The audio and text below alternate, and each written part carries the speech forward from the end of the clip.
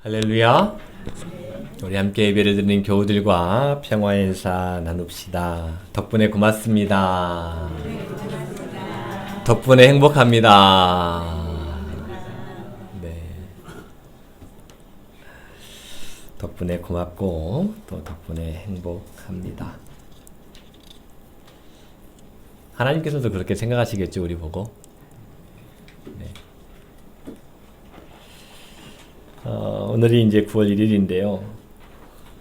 지난 8월 중에 지난 월요일이 8월 26일이었던 것 같은데 그날 밤부터 선풍기로만 밤에 잤습니다.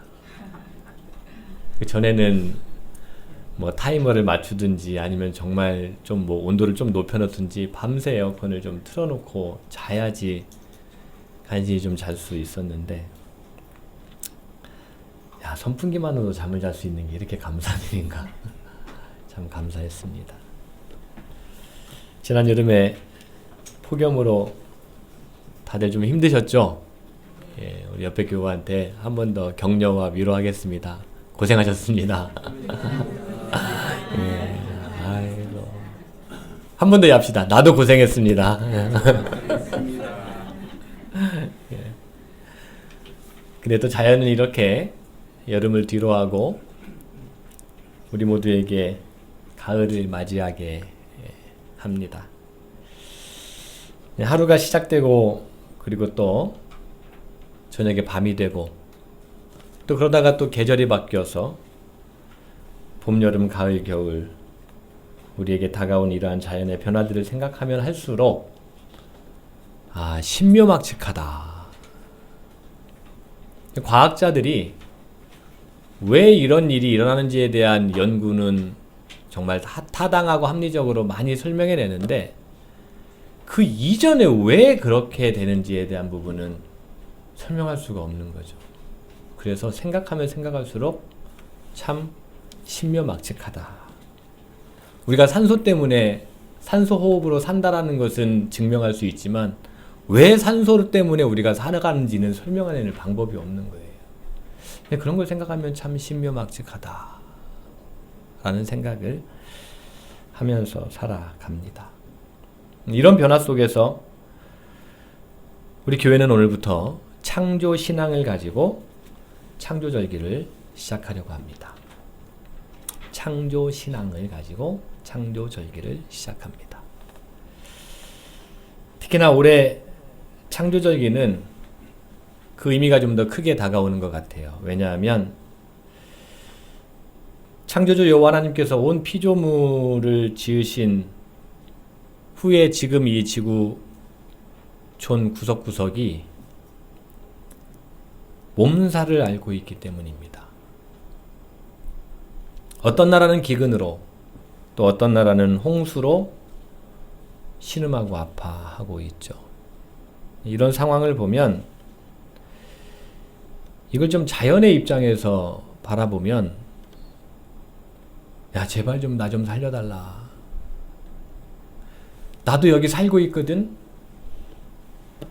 너만 살려고 하지 말고 우리 좀 함께 살아가자. 너 혼자 살겠다고, 인간 너 혼자만 살겠다고 그렇게 욕심 부리지 말고 나도 좀 같이 살자. 야, 내가 살아야지 너도 살고 너가 살아야지 나도 사는 거 아니냐라는 그런 절규로 들리기까지 합니다. 이런 급격한 변화와 그리고 위험 앞에서 그러면 우리 교회 공동체들은 무엇을 해야 되는가? 우리가 성령 강림 주간에도 계속해서 말씀을 통해서 배우고 생각해 봤던 것처럼 교회 공동체는 위험을 만나면 좌절하거나 혹은 저 사람 때문이에요 라고 핑계를 대거나 이제 그만해 할 만큼 했어 라고 포기하지 않았습니다. 교회 공동체는 오히려 위험을 만나면 그 만날 때마다 하나님께 소망을 두고 누구에게 소망을 둔다고요? 지난주에 제가 기도는 소망이라고 말씀을 드렸던 거예요. 하나님께 소망을 두고 하나님께 기도하면서 그 위험을 무엇으로 삼는 거예요? 기회로 삼는 거예요. 한번 따라해 봅시다. 교회는 위험을 기회로 삼을 줄 아는 공동체다. 그렇게 해보는 공동체예요. 포기하는 공동체가 아닙니다. 극복해내는 공동체예요. 극복해내는 공동체. 이 땅에 있는 모든 교회 공동체들이 이 피조세계의 위기 앞에서, 이 신음 앞에서 부디 하나님의 마음을 회복하고 그리고 돌이키고 그리고 살려내는 기회가 되기를 간절히 소망합니다. 그래서 하나님의 형상과 모양 따라 지으신 사람들이 살아가기에 행복하게 만드신 이 자연을 잘 다스려서 조화로운 세상을 만들어가는데 온 힘을 다하고 그리고 또 좋은 결실을 맺기를 간절히 정말 간곡하게 기도합니다. 우리 교회 이제 청년 중에 한 명이 내년에 결혼 계획을 하고 있는데 결혼 계획뿐만 아니라 출산의 계획도 같이 하더라고요. 뭐 일반적인 모습입니다. 근데 그 자녀가 앞으로 살아갈 그런 세상이 좀 살만한 세상이 되어야 되지 않겠습니까? 근데 요즘에 기후 위기를 이야기하는 분들의 이야기를 들어보면 다음 세대가 아니라는 거예요. 이제 누구의 문제라는 거예요? 내 문제라는 거예요. 내 문제. 제가 아직 50이 조금 안 됐는데 100세 시대를 산대요. 생각만 해도 좀 두렵고 끔찍한데 나의 문제라는 거예요. 나의 문제라는 거예요. 정말 사명감 가지고 책임감 가지고 살아야 되겠다. 기도하게 됩니다. 자, 교회가 이러한 일들, 이러한 위험을 만났을 때 기회로 만들어가는 공동체인데 그렇게 하기 위해서는 많은 노력이 필요할 것입니다. 그 가운데 교회가 해야 될 그리고 할 수 있는 가장 우선적인 일이 무엇이 있을까 생각을 해봤어요. 저는 그것을 성경 말씀을 통해서 끊임없이 가르치고 배우고 가르치는 것이다 라고 생각을 해요. 배우고 가르치고 배우는 것에서 그치는 것이 아니라 그것이 신앙이 되게까지. 배움이 무엇이 되게까지요? 신앙이 되게까지. 여러분 학교나 학원에서 가르치는 것을 신앙교육이라고 하지 않잖아요. 그렇죠. 미분, 적분을 신앙의 목적을 두고 가르치지 않아요. 근데 교회의 가르침은요. 하나님의 말씀을 가르치고 배우고 가르치는 것은 그것이 무엇 되게 하기 위해서라고요? 신앙 되게 하기 위해서. 믿음이 되게 해요. 그게 종교의 영역인 거거든요. 신앙 되게 하는 거예요. 신앙 되게. 그것이 교회의 역할이라고 할 수 있습니다. 그렇게 할 때에 교회가 세상의 빛이 될 수 있고 그렇게 할 때에 교회가 세상의 소금이 될 수 있는 거예요. 교회만이 유일하게 할 수 있는 일들, 하나님의 말씀인 성경을 신앙되게 해서 그것을 가지고 세상을 살아가면서 소금의 역할, 빛의 역할을 하면서 세상을 살려내는 그곳 유일하게 하나님께서 희망을 두는 곳이 교회다라고 할 수 있습니다. 오늘 창조절 첫 번째 주일인데요. 오늘 우리 앞에 놓인 이 말씀을 하나님께서 우리 교회에게 주신 말씀으로 받을 그런 마음의 준비부터 다시 해야 되겠습니다. 말씀드린 것처럼 우리가 교회 공동체에 와서 배우는 하나님의 말씀은 신앙되게까지 이르러야 되는 거니까요. 마음부터 다시 바로 먹자는 이야기입니다. 한번 따라해 봅시다. 오늘 말씀은 하나님께서 내게 주신 말씀이다. 내게 주신 말씀입니다. 내게 주신 말씀. 우리 양무리 공동체에게 주시는 말씀이다. 오늘 말씀이 우연하게 혹은 임의로 선택된 말씀이 아니라 오늘 우리에게, 오늘 내게 가장 시급하게, 가장 중요하게 주신 말씀이라는 생각과 믿음, 그리고 오늘 말씀을 통해서 하나님께서 내게, 우리 교회에게 무엇을 말씀하시는지 좀 곰곰하게 생각해 보면서, 아, 맞아, 이게 하나님의 말씀이어야 되지, 이게 하나님의 말씀이지, 아, 내가 이렇게 살아가는 게 맞지, 이렇게 살아가는 게 정말 생명을 위한 삶이지 라는 것을 좀 생각해 보는 시간을 가져보자라는 겁니다. 그런 시간 되기를 축원합니다. 자, 오늘 먼저 구약 말씀 볼 거예요. 잠언 말씀을 볼 텐데요. 잠언 8장 22절부터 31절까지의 말씀입니다. 근데 우리가 오늘 본문 말씀을 읽기 이전에 우리가 아까 다 같이 읽었지만 잠언 8장 22절에서 31절까지에 반복적으로 나오는 단어가 있어요. 나 혹은 내게 혹은 나는. 여기서 1인칭 자기를 가리켜요. 여기서 1인칭 자기를 가리키는데요. 오늘 22절부터는 1인칭 자기를 가리키는 게 누군지 어떤 존재인지를 설명하지 않아요. 그래서 말씀을 쭉 거슬러 올라가 보면 8장 1절에 그 나라는 존재, 그것은 지혜 혹은 명철을 이야기해요. 8장 1절에 그렇게 나와요. 잠언 말씀에서 지혜 혹은 명철이 나라는 존재로 나라고 호칭이 되면서 오늘 말씀이 전개가 되는데, 그러면서 이 지혜와 명철이 어떤 존재인지 먼저 잠언서 8장 22절부터 설명하고 있습니다. 우리 22절부터 26절까지 지혜와 명철이 어떤 것인지 소개하고 있는 말씀을 같이 한번 읽어보겠습니다. 여호와께서 시작.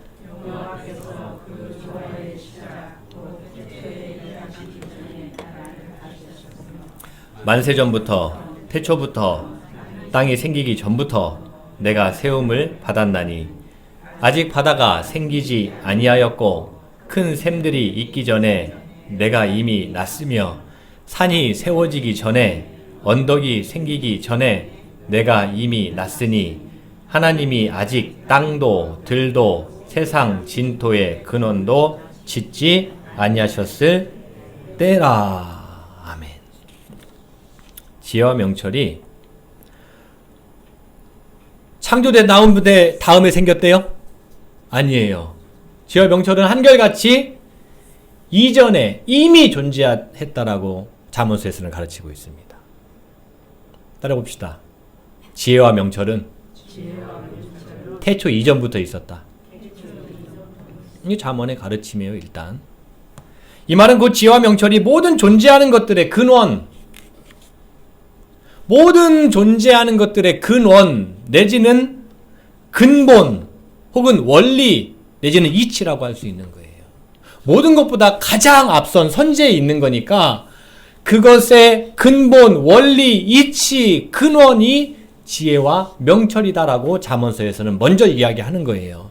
이 세상에 다른 것이 아니라 뭐 흙, 물 뭐 이런 걸로 생겨난 게 아니라, 아니 생겨나기 이전부터 이미 지혜와 명철이 있었다라고 성경은 이야기하고 있는 거예요. 자, 그러면은 이 지혜와 명철이 그 다음에 뭘 했는지에 대한 이야기가 27절부터 31절까지 기록이 되어 있어요. 우리 같이 한번 읽어보겠습니다. 여기서 그가는 지혜와 명철을 이야기하는 거예요. 같이 읽겠습니다. 시작. 그가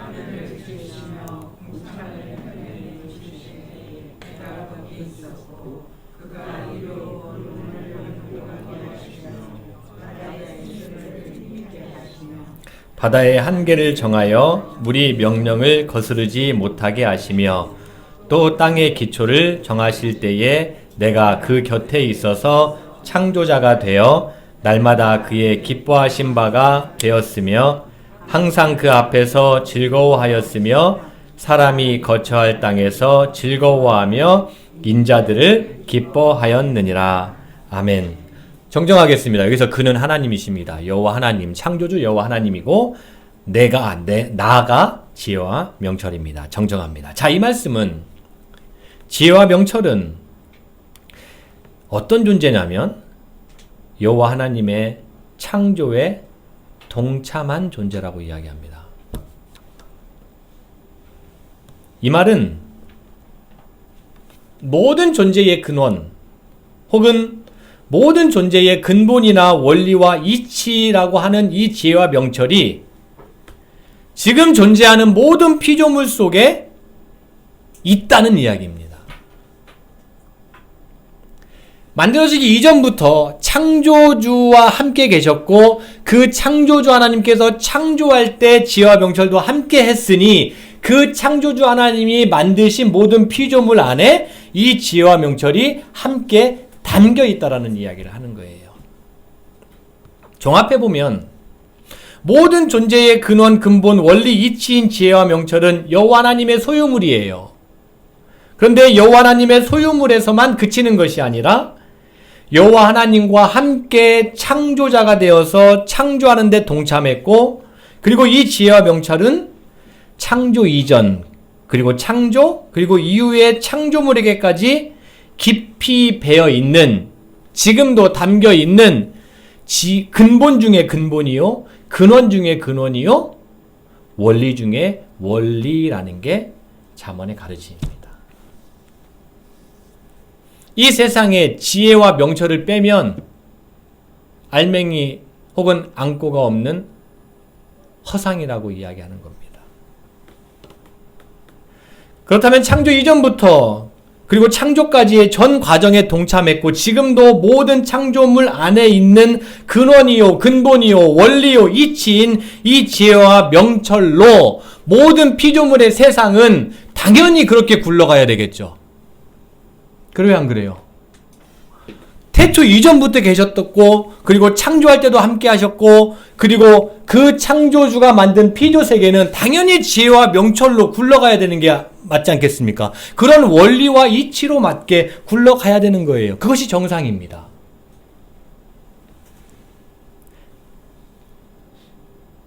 이 지혜, 명철이 제대로 작동되지 못한다면 그러면 이 세상은 정상이겠어요? 비정상이겠어요? 비정상이 되는 거죠. 아파하겠어요? 건강하겠어요? 아파하겠죠. 태초 이전부터 있었고 지금도 우리와 엄존하고 있는 지혜와 명철이 세상의 원리인데, 이치인데, 기본적으로 작동하는 기제인데 그것이 제대로 작동이 발현되지 못하니 비정상이 되고 아파할 수밖에 없다는 게 잠언의 가르침입니다. 자, 여기서 하나만 더 생각해 봅시다. 그러면 태초 이전부터 있었고 창조에 동참했고 지금도 적용되는 원리인 이치인 지혜와 명철이 언제까지 적용이 되고 언제까지 적용되어야 할까요?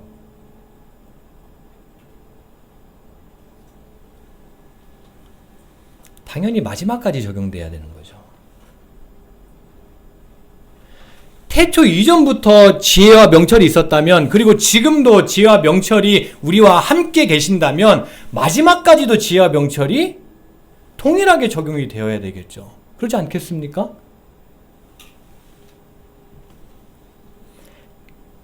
그게 이치에 맞는 거예요. 내내 동일한 원리와 기준이 적용이 되다가 마지막에 그 원리와 적용이 기준이 바뀌어버리거나 사라지게 되면 그건 페어플레이가 아니죠. 아닙니다. 그렇게 할 수가 없는 거예요. 법이신 하나님은 동일하게 적용되는 거예요. 지혜와 명철로 태초 이전부터 시작이 된 그 지혜와 명철이 지금도 적용 동일하게 된다면 마지막에 심판의 기준도 동일하게 지혜와 명철이라는 원리와 이치가 동일하게 적용이 돼야 되는 거예요. 그러지 않겠습니까? 그래야지 맞는 거잖아요. 예를 들어 제가 운전면허 시험을 치르려고, 지금 없다는 게 아니에요. 예를 든 거예요. 운전면허 시험을 치르려고 열심히 운전면허 예습 문제를 가지고 풀었어요. 시험을 보러 갔는데 어라? 부동산법이 나왔네. 그러면 돼요, 안 돼요? 안 되는 거예요. 운전면허 시험 보러 갔으면 운전면허 도로교통법이든지 이런 관련된 규정이 나와야지 제가 시험을 치를 수 있는 거죠. 혹은 운전면허 시험을 보러 갔어요. 과락이 60점 이하는 과락인데, 미만은 과락인데 60점 아래 받은 사람도 에이 너희 시험 봤으니까 다 합격이야. 그렇게 하면 돼요, 안 돼요? 안 되는 거예요. 그렇게 되면 이 세상은 완전히 아비규환이 되는 겁니다. 정확한 기준이 동일하게 적용되는 것이 마땅하고요. 그것이 상식입니다. 이처럼 온 세상에 가득한 지혜와 명철이라는 근본과 근원 혹은 원리와 이치는 태초 이전부터 시작해서 마지막 심판 때까지 여러분들이 많이 들어봤던 알파와 오메가까지 처음부터 마지막까지 새 초부터 새 말까지 동일하게 적용되어야 한다라는 게 오늘 잠언서의 가르침입니다. 이게 지혜와 명철이 무엇인지 그리고 무슨 일을 하는지에 대한 가르침이에요. 제가 꽤 장황하게 설명을 했어요. 자, 그렇다면 지금까지 장황하게 설명한 이 세상의 근본이요, 근원이요, 원리요, 가장 기초적인 이치라고 할 수 있는 지혜와 명철이 뭐냐는 겁니다. 여러분, 지혜와 명철이 뭐예요? 오늘 제가 설교 제목을 지혜롭게 삽시다라고 얘기를 했는데, 그리고 여러분들 자녀들에게도 지혜롭게 자라거라, 혹은 명철을 갖거라, 혹은 주변에게도 당신은 참 지혜롭습니다, 이런저런 이야기를 많이 하는데, 지혜가 명철이 눈에 보여요, 안 보여요? 혹시 보신 분 계시면 설명해 주세요. 나는 지혜가 보이더라, 명철이 보이더라. 이런 궁금함이 저도 당연히 있죠. 왜 없겠습니까? 그런 흐름에서 오늘 우리에게 주시는 말씀을 열심히 제가 샅샅이 뒤졌어요.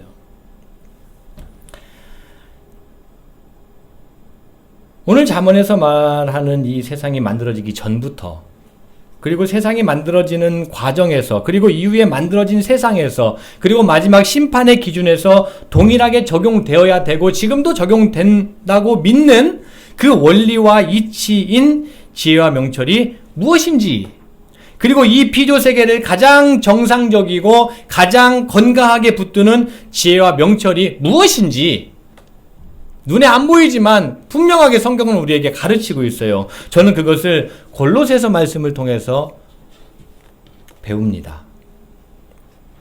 골로새서 1장 15절부터 17절까지 한번 말씀 같이 읽어보겠습니다. 15절부터 17절.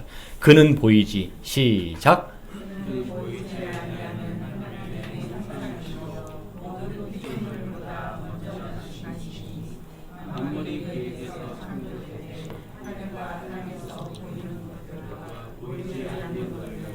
혹은 왕권들이나 주권들이나 통치자들이나 권세들이나 만물이 다 그로 말미암고 그를 위하여 창조되었고 또한 그가 만물보다 먼저 계시고 만물이 그 안에 함께 섰느니라.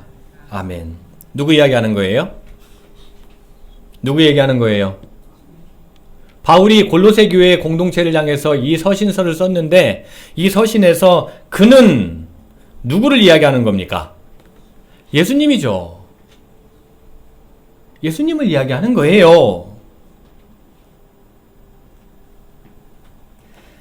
여호와 하나님, 창조주 여호와 하나님, 그리고 지혜와 명철, 그리고 예수님은 오늘 말씀을 보면 모두가 다 함께 창조 이전부터 계신 존재라고 이야기합니다. 그리고 창조에 깊게 관여하신 분이다라고 소개합니다. 다시 한번 따라해 볼까요? 여호와 하나님, 지혜와 명철, 예수님. 이 세 분은 창조 이전부터 계셨고 그리고 창조에 관여하신 분이에요. 창조하신 분들이라고 설명하고 있어요. 자, 그러면 이렇게 생각해 볼 수 있죠. 아, 여호와 하나님이 만드신 세상이 하나가 있고 지혜와 명철이 만든 세상이 하나가 있고 예수님이 만드신 세상이 하나가 있고 성경이 그건 이야기하는 거예요? 아니죠. 뭘 얘기하는 거냐면 하나의 세상을 만들 때, 하나의 피조물을 만들 때 이 세 존재가 함께 하셨다라고 성경은 이야기하는 겁니다. 그죠? 예, 세계 세상 이야기하는 게 아니에요. 그런데 여호와 하나님, 지혜와 명철, 그리고 예수님이 함께 창조 이전부터 계셨고 이 세상을 만드셨어요. 그런데 여러분, 여호와 하나님이 눈에 보이나요? 물론 나는 여호와 하나님께 직통 계시를 받았다. 이런 이단들이 꽤 많아요. 예, 지금도 많이 있습니다. 하나님이 나를 특별히 사랑하셔서 하나님께서 내게 어느 날 기도했더니 직통으로 계시를 주셨다. 물론 그런 사람도 있습니다. 예. 하나님을 보았다라고 하는 사람도 있습니다. 근데 여러분, 혹시 여러분 가운데 하나님 보신 분 계시나요? 앞서 말씀드린 것처럼 지혜와 명철 혹시 보신 분 계시나요? 골로새서는 뭐라고 가르치냐면, 뭐라고 얘기하냐면 여호와 하나님, 지혜와 명철, 예수님 세 분이 창조 이전부터 계셨고 창조하신 분들인데, 골로새서 방금 읽은 1장 15절에서 예수님이 보이지 아니하는 하나님의 형상이라고 이야기해요. 자, 그러면은 하나님을 보려면 누굴 보면 된다는 거예요? 맞아요. 예수님을 보면은 무엇을 볼 수 있다는 거예요? 지혜와 명철을 볼 수 있다는 이야기예요.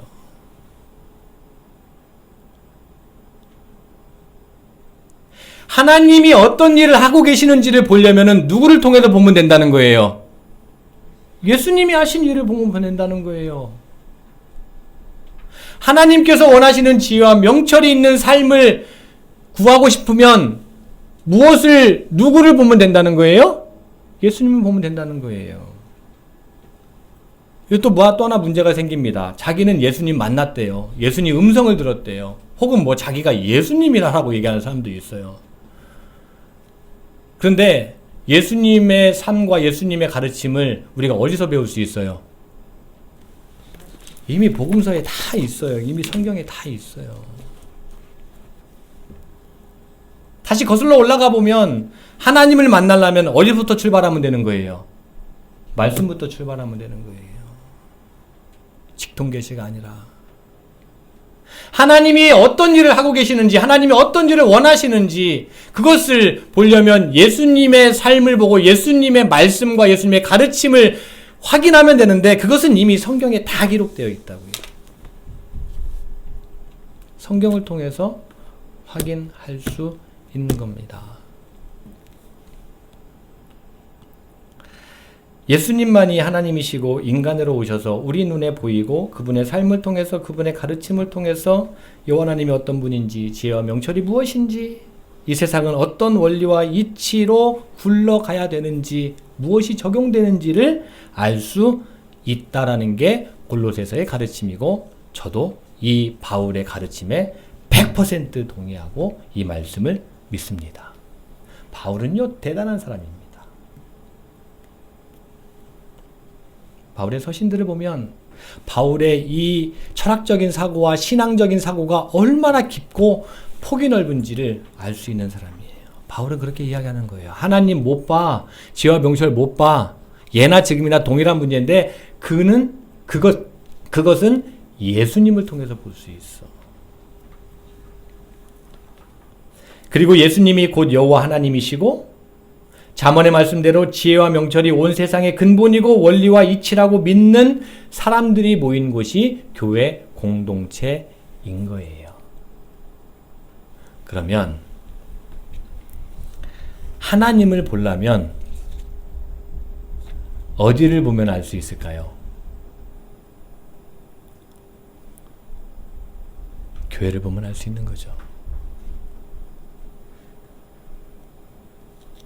하나님을 보려면 어디를 보면 알 수 있다고요? 왜 교회예요? 예수님의 삶을 매주마다 배우고 예수님의 삶을 따라가려고 몸부림치고 예수님의 삶을 교회 공동체 밖에서도 살아가고자 몸부림치는 사람들이 교회 공동체이기 때문인 거예요. 눈에 안 보이는 그 예수님의 가르침과 그 예수님의 삶을 내 것으로 삼고 살아가겠다라고 하는 사람들이 교회 공동체이기 때문에, 그리고 예수님은 보이지 아니하는 하나님의 형상이기 때문에 하나님을 보고 싶으면, 하나님이 어떠한 일을 행하시는지를 알고 싶으면 어디를 보면 된다는 거예요? 교회 공동체를 보면 된다는 거예요. 양무리 성도 여러분, 책임이 느껴져요, 안 느껴져요? 자, 그러면 보다 구체적으로 예수님이 보여주신 거, 예수님이 뭘 보여주셨냐라는 겁니다. 예수님께서 뭘 가르쳐 주셨냐라는 겁니다. 그리고 예수님이 어떤 삶을 살았냐라는 거예요.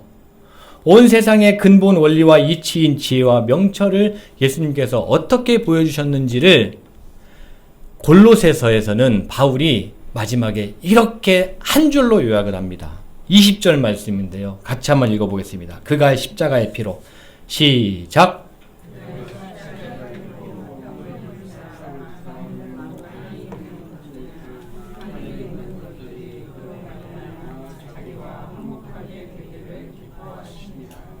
아멘. 무엇이 지혜와 명철이라고 이야기하는 거예요? 다시 한번 읽어볼까요? 20절 시작.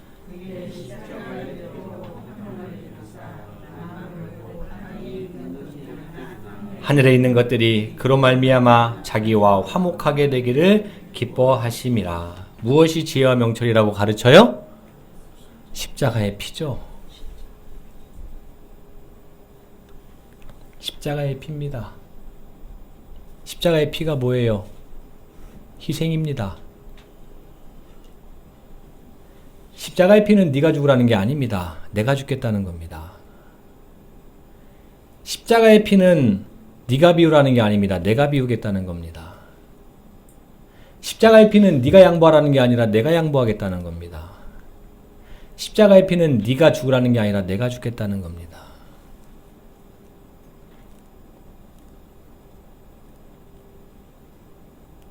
바울은 오늘 에키스만 얘기하고 있는 거예요.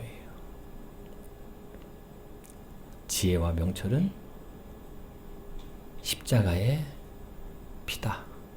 자기 비움이고 자기 낮춤이고 자기 내려놓음이고 자기 죽음이다. 자기 희생으로, 자기 십자가의 피로, 자기 비움으로, 자기 내려놓음으로, 이것은 그냥 바보나 하는 행위가 아니다라고 이야기하는 거예요. 에이, 그거 무식한 사람이나, 혹은 그거 뭐 연줄 없는 사람이나, 에이, 그거 못 배운 사람이나 힘없는 사람이나 그렇게 하는 거 아니야? 라고 바울은 이야기하지 않아요. 뭐라고 얘기하냐면 땅에 있는 것 뿐만 아니라 하늘에 있는 것, 그야말로 만물이에요. 만물. 모든 만물이 화목되게 하고 화평을 이룰 수 있는 가장 거룩하고 가장 고귀하고 가장 큰 가치, 그것을 위해서 십자가의 피, 헌신, 희생, 자기 비움, 자기 낮춤, 자기 죽음, 그것이라고 이야기합니다.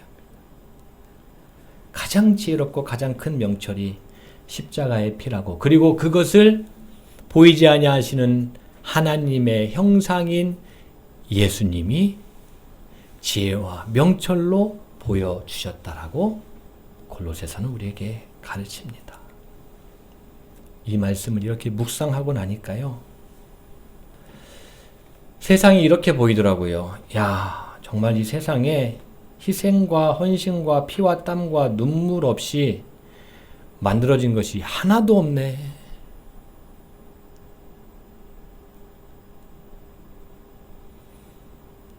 (1960년도에) 4.19 때 죽어간 민주 열사들의 죽음으로 말미암아 민주주의가 앞당겨졌고, 1980년도 광주에서 무고한 자들이 군합발에 짓밟혀간 희생으로 말미암아 민주화가 앞당겨졌다고 배웠는데, 야, 진짜 그러네.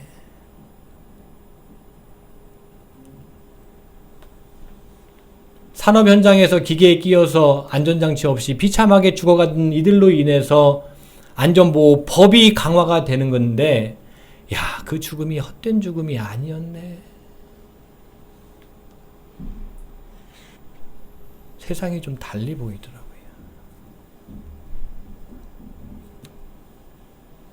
뭔가를 살리려면 반드시 죽음과 헌신이 뒤따르잖아요.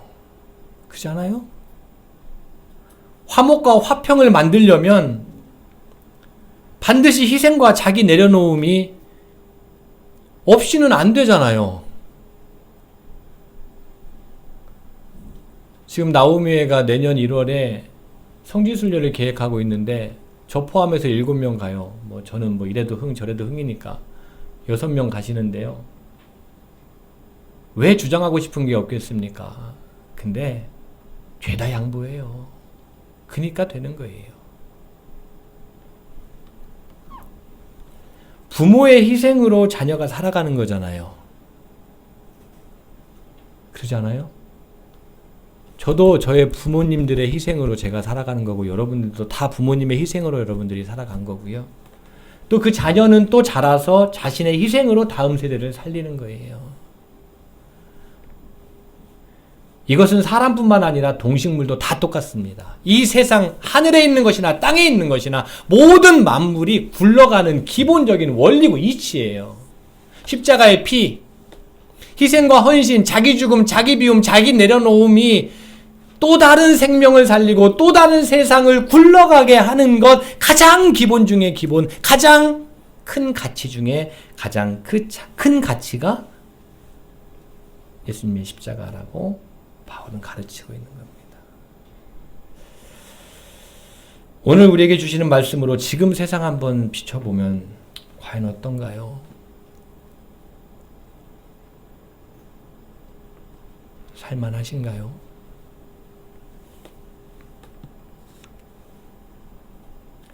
21세기 지금이 전체 인류 역사 가운데 물론 고대 문명도 예를 들어서 뭐 수메르 문명이나 이런 데들 관련된 책들을 보면은 아주 탁월한 기술들을 가지고 있는데 AI까지는 없었던 것 같아요.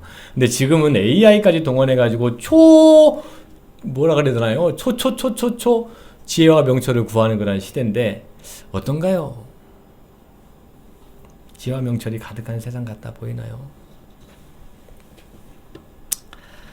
희생과 헌신이라는 가장 큰 지혜와 명철은 멀리 있는 게 아니더라고요.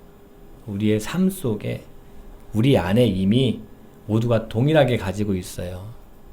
왜냐하면 잠언에서 가르치고 있듯이 그 지혜와 명철은 자기 희생과 자기 헌신으로 또 다른 것들을 살려낸다는 기본적인 원리는 태초 이전부터 있었고 그로 인해서 생명이 창조라는 것이 생겨나게 되었고 그런 원리로 인류는 지금까지 이어져 왔다라는 게 오늘의 가르침이고 그리고 생각해보면 그 말이 옳습니다.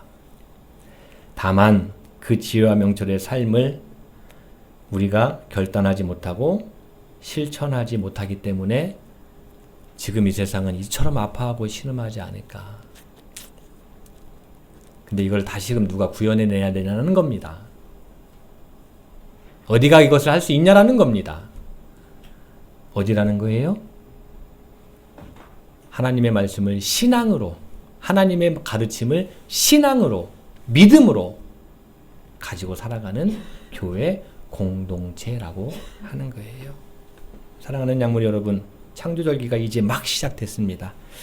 창조절기를 보내면서요, 올해 창조절기 말씀을 보면서 이런 포커스를 좀 맞춰보려고 합니다. 매주마다 될지 안 될지는 모르겠지만 어쨌든 어떤 방향으로 가려고 하냐면 하나님께서 창조하신 이 세상의 가장 근본적이고 근원의 어떤 운영되게 하시는 원리와 이치, 이것이 무엇인지를 성경 말씀에서 좀 찾아보려고 해요. 오늘 희생, 헌신, 예수님의 십자가의 피를 통한 화목과 화해라는 것을 배운 것처럼요. 예. 이거보다 더 큰 게 어디 있습니까, 세상에. 만세전부터 종말까지 이어지는 이 하나님의 심판 기준이 여러분 부디 화목해하는 십자가, 얼마나 내가 화목해하려고, 얼마나 화평을 이루려고 내가 내 것을 내려놓고 내 것을 비워놓고 내가 대신 죽으면서 내가 대신 희생하면서 살아가야 간 것이 그것이 심판의 기준이다라는 것을 꼭 기억하고 이 삶을 우리 양무리 공동체 안에서부터 그리고 여러분의 가정 안에서부터 여러분의 일터 안에서부터 그리고 가장 가깝게 만나는 사람 관계에서부터 사랑으로 실천해서 화목과 그리고 화해를 만들어내는 그런 우리 양무리 교회 모든 구성원들이 되기를 간절히 축원합니다. 옆에 분한테 이야기합시다. 지혜롭게 삽시다.